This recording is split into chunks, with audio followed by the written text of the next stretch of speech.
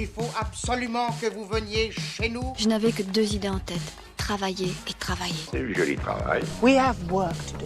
Bienvenue dans Recrute-moi si tu peux, le nouveau podcast dédié au recrutement, au RH et à la marque employeur. Recrute-moi si tu peux est une production Happy to Meet You. Je m'appelle Claire Adam et depuis 14 ans, j'observe le monde du travail. Un monde qui a bien changé, vous ne trouvez pas ? Recrute-moi. Recrute-moi. Allez, recrute-moi. Recrute-moi si tu Recrute-moi peux. si tu peux. Recrute-moi si tu peux. Si tu peux. Recrute-moi si tu peux. Bien, il est temps de se mettre au travail. Aujourd'hui, nous nous intéressons à la nouvelle génération d'actifs, la génération Z. Elle regroupe tous les actifs nés après 1996, c'est-à-dire ayant maximum 23 ans et débarquant donc en nombre sur le marché du travail. Comme sa grande sœur la génération Y ou Millennials, ce nouveau cru inquiète autant qu'il suscite nombre d'analyses et d'études en tout genre. Ramassis de feignants pour les uns, irrespectueux de la hiérarchie pour les autres, cette génération déchaîne les passions et déstabilise ses aînés. C'est parti pour ce nouvel épisode de Recrute-moi si tu peux, la génération Z, sale gosse, moteur de transformation. Ah, les sales gosses! Il ferait mieux de bosser à l'école, ceux-là, hein. Je serais content de tous les voir. Aujourd'hui, si on veut survivre, il faut gérer l'entreprise autrement. La génération Z, des gros boulets ? À écouter les dirigeants, souvent issus de la génération Boomers, ou X, les jeunes d'aujourd'hui sont ingérables. Eric, à la tête d'une société en Bretagne, témoigne. La nouvelle génération ? Très peu pour moi. Ils demandent des conditions pas toujours simples d'accès pour une entreprise traditionnelle comme nous. Et une fois que vous leur avez tout donné, l'aménagement du temps de travail, le télétravail, les escape games, ils vous plantent. Chez nous, c'est au sein de cette génération-là que le taux de turnover est le plus fort. Mais quelle est donc cette génération de sales gosses pourri gâtés qui ne vivent que pour la free food et qui claquent de l'ADEME comme on respire ? Et voici pour commencer une citation inspirante de Sir Oscar Wilde. La nouvelle génération est épouvantable, j'aimerais tellement en faire partie. Commençons par dresser le portrait robot des Z. Afin de bien comprendre de quoi on parle, essayons de décrypter les grands traits de cette génération. La génération Z, de 1996 à 2012, est née et a grandi en même temps que Facebook, Google et autres Instagram. Ils sont tout d'abord digital natives. C'est la génération du fast-checking et des tutos. Trouver une information ou acquérir un savoir-faire technique en un minimum de temps font partie des forces de cette génération de l'immédiateté. À bien y réfléchir, à l'heure où les entreprises se transforment, un talent sachant chercher une information et s'approprier un savoir-faire en moins de 2 pourrait s'avérer bien utile. Vas-y, montre-moi ton truc sur l'internet. Internet, pas l'internet. Répétez après moi, Internet. Ils rejettent les conventions établies. Mais que reproche-t-on au fond à ces nouveaux actifs ? Peut-être le rejet de ce que les générations précédentes acceptaient sans ménagement. Le dépassement du temps de travail, la rédaction de comptes rendus qui tombent dans l'oubli aussitôt rédigés, l'obligation de venir au travail même quand Internet ne fonctionne plus ou qu'il y fait une chaleur insupportable. Et si, finalement, ils étaient tout simplement plus clairvoyants que leurs aînés ? Je suis épuisé, moi. C'est horriblement fatigant d'être intelligent. Je ne sais pas, il faudra que j'essaye. Une génération pleine de contradictions. Engagés pour le climat, mais amateurs de city break. Fervents défenseurs de l'égalité homme-femme, mais férus de télé-réalité. Friands de produits locaux, mais consommateurs de quinoa et d'avocats venus d'Amérique du Sud. Dégainant du selfie, tout en dénonçant les campagnes publicitaires ayant un recours abusif à Photoshop, cette génération n'est pas à une contradiction près. La génération Z est autrement appelée génération Mi. 50 millions de gens imparfaits. Emma. Une génération réputée immanageable. Autres éléments déstabilisants, l'argent et le pouvoir. L'argent pour cette génération, c'est important, oui, mais pas autant que la qualité de vie au travail. Selon une étude Yatedo, 61% des jeunes de la génération Z estiment que la qualité de vie au travail est plus importante que le salaire. Et le pouvoir ? Ils sont 66% à déclarer ne pas être séduits à l'idée de devenir manager, selon une étude Segos. Mais alors, comment manager ces jeunes qui ne courent ni après l'argent, ni après le pouvoir ? Amis managers, vous êtes attendus au tournant. Les Z attendent de vous la transmission des compétences à hauteur de 37%, une ambiance conviviale à hauteur de 44%. Et ils revendiquent le droit à l'erreur. À la boulette. Ça dépasse tout ce que j'ai pu imaginer. Ah oui, j'ai fait la boulette. On a repoussé les limites, là. Pas d'amour, que des preuves d'amour. Pour réussir à séduire un talent issu de la génération Z, il faudra déjà pouvoir lui garantir de la stabilité via la mise en place d'un CDI. Selon une étude du cabinet Mazars et de l'institut de sondage Opinionway, menée auprès de 1019 jeunes âgés de 15 à 25 ans, et dont 29% sont déjà sur le marché du travail, publiée le 30 janvier dernier, 86% rêvent d'un CDI et 80% d'un temps plein.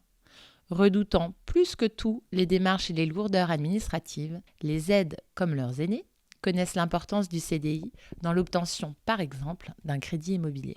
Ça, c'est chez moi. Je l'aurais deviné. Aspirant à toujours plus de liberté. Si les jeunes rêvent d'un CDI, ils ne conçoivent pas l'organisation du travail comme les anciennes générations. Capables de cumuler plusieurs jobs en même temps, ces jeunes n'hésitent pas à mener des missions en parallèle, en freelancing, via le statut d'auto-entrepreneur notamment. L'organisation du travail au quotidien est aussi différente et le présentéisme, tant usité par les générations passées, a du souci à se faire. À quoi bon bosser de 9h à 19h si l'inspiration est nocturne ? Pour les aides, c'est l'accomplissement des missions qui prime au détriment d'une logique horaire, parfois perçue comme superflue ou dépassée. Vous êtes en retard. Un magicien n'est jamais en retard, frottant sa quai. Ni en avance d'ailleurs. Il arrive précisément à l'heure prévue. Attachés à l'équipe et au bureau. Toujours dans la contradiction, les jeunes ont soif d'indépendance, mais ils ont en même temps un grand besoin d'attention. Pour eux, l'humain est crucial. Ils seront attentifs à l'environnement de travail et scanneront les soft skills de chaque membre avant de s'engager. Et contrairement aux idées reçues, les espaces de bureau ont encore de beaux jours devant eux. En effet, toujours selon l'étude du cabinet Mazars et de l'institut de sondage Opinionway, 79% des aides estiment qu'il est important qu'une entreprise dispose d'un lieu de travail physique. Évidemment, tous ces traits de caractère établis en carnet de tendance par les plus grands cabinets d'études peuvent vous apparaître bien caricaturaux. Et vous aurez raison. Les études, qui s'appuient sur des datas de masse et sur de l'observation subjective, ne font pas de cas des spécificités individuelles. Cependant, à la manière d'une mode ou d'une tendance, l'arrivée de ces générations dans les entreprises entraîne un effet de norme et contamine l'ensemble des actifs. Et c'est de cette façon que le collaborateur et le candidat d'aujourd'hui, Z ou non, portent en lui des stigmates de cette nouvelle génération. On voit donc apparaître, et pas seulement du côté des jeunes, l'émergence de tendances au vocabulaire fleuri dont nos amis RH se passeraient bien. Par ici, le salarié boomerang, qui tend sa boîte pour en rejoindre une autre et qui fait machine arrière pendant sa période d'essai tant qu'à faire. Coucou toi, celui que l'on appelle le no-show, qui après avoir passé brillamment les entretiens et avoir validé ton arrivée, ne te pointe tout simplement jamais dans l'entreprise. Ah, cœur avec les doigts, à toi qui, en poste, part un soir en disant à demain et ne revient jamais.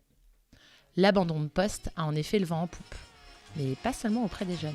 Ciao les gars. Ciao. À demain.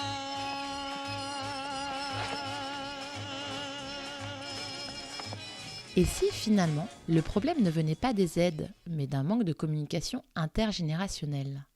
Parce qu'à y regarder de plus près, les générations boomers, X et Y, n'ont pas non plus de quoi fanfaronner. Allez, petit portrait de famille. Les boomers, ils ont entre 50 et 75 ans. Chaque année depuis 2006, ils sont environ 700 000 à partir en retraite et constituent alors ce que les marketeurs qualifient, avec toute la poésie qui les caractérise, de silver economy. Souvent dépeints comme ambitieux et respectueux de l'autorité, ils ont grandi dans une société plébiscitant les longues carrières. Ces grands fidèles ont vu sur le tard l'arrivée des nouvelles technologies. Un bémol, ces grands travailleurs seraient les champions de la rétention d'informations. Peut-être là un premier point d'accroche avec nos aides si demandeurs de transparence. Passons maintenant à la génération X, née entre 61 et 79. Connue pour être plus pessimiste que sa grande sœur Boomers, la génération X a vécu la fin de l'âge d'or, avec notamment l'arrivée du sida, la catastrophe de Tchernobyl ou encore le début du chômage. Aussi loyaux que leurs aînés, les X sont reconnus pour leur capacité à organiser et à innover. Mais comme pour les boomers, cette génération reste souvent techno-exclue. Les téléphones n'avaient pas de 4G, c'était des téléphones pour téléphoner et faire de la muscu. Et enfin, passons à la génération Y. Vous en faites partie si vous êtes né entre 1980 et 1995. Autrement appelés millennials, ils ont vu Internet débarquer alors qu'ils étaient encore jeunes et ont dû s'adapter pour avancer, preuve de leur agilité. Génération d'entrepreneurs dans l'âme, les Y se caractérisent par leur autonomie. Cette génération se démarque cependant des précédentes par son rapport détaché à la hiérarchie et par sa volonté d'équilibre entre vie pro et vie perso. Vous n'avez ni foi, ni loi, ni Dieu, ni maître. Finalement, tout cela ressemblerait plutôt bien à un portrait de famille, avec des reliefs, de la couleur, des différences et des complémentarités. Les anciennes générations devront naturellement faire la place à cette nouvelle, car elle est sans nul doute porteuse d'une capacité à transformer sans égale.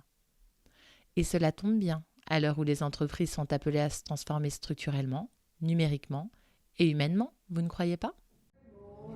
Et après tout, je me dis que ça doit être comme ça que la comédie humaine se perpétue éternellement, de génération en génération, toujours plus à l'ouest, par-delà les dunes du temps et les montagnes. Enfin, pour attirer et fidéliser les aides, les entreprises devront leur donner des signes de stabilité et aussi leur faire de la place. Et, point non négligeable, elles devront être prêtes à sortir de leur zone de confort pour se laisser évoluer avant que la génération alpha ne débarque à son tour. Voilà, ce nouvel épisode de Recrute-moi si tu peux est terminé. Nous espérons que vous avez passé un bon moment en notre compagnie. Merci à Eric M pour son témoignage et bon courage pour la suite. Et un grand merci encore à la génialissime équipe qui m'entoure. Merci Léo, merci Lucie et merci à Pitoumikou. Vous souhaitez que nous abordions un thème ou vous souhaitez nous raconter votre histoire ? Contactez la production en écrivant à hello@htmy.fr et nous vous recontacterons. À très vite dans Recrute-moi si tu peux. Bon, mes enfants travaillez bien. Moi, je vais m'amuser.